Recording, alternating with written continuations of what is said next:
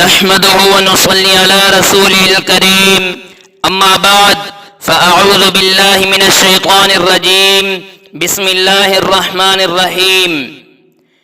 آج انشاءاللہ تعالی ہم پڑھیں گے اور سنائیں گے فضائل سورۃ النوح، یعنی سورۃ النوح کی فضیلت۔ سورۃ نوح کو اس لیے سورۃ النوح کہا جاتا ہے کہ اس میں حضرت نوح علیہ السلام کا قصہ بیان ہوا ہے۔ اس سورت کا مقام نزول مکہ معظمہ میں ہے کہ اس سورت کو پڑھنے سے دفاعی قسم کی فیوض و برکات بہت جلد حاصل ہوتے ہیں۔ اس کے چند فوائد حسب ذیل ہیں۔ نمبر 1، اس سورت کو پڑھنے سے ایمان میں پختگی پیدا ہوتی ہے، اور اگر کوئی دشمن نیک کام میں رکاوٹ ڈالتا ہو تو اس سورت کی خیر و برکت سے وہ پسپا ہو جاتا ہے۔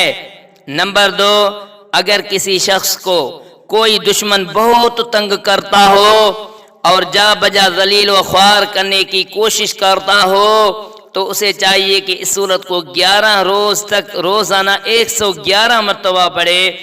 انشاءاللہ دشمن سے نجات ملے گی اور ظلم کرنے والا خود ہی اپنے انجام کو پہنچے گا۔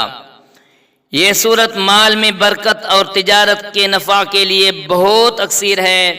جو شخص روزی کے مقام پر اس سورت کو روزانہ 11 مرتبہ پڑھے اس کے کاروبار میں کوئی رکاوٹ نہ آئے گی، تجارت میں بکثرت نفع ہوگا، اور اگر 11 مرتبہ نہ ہو سکے تو 1 مرتبہ پڑھ لے تو اس کے رزق میں بے حد اضافہ ہوگا۔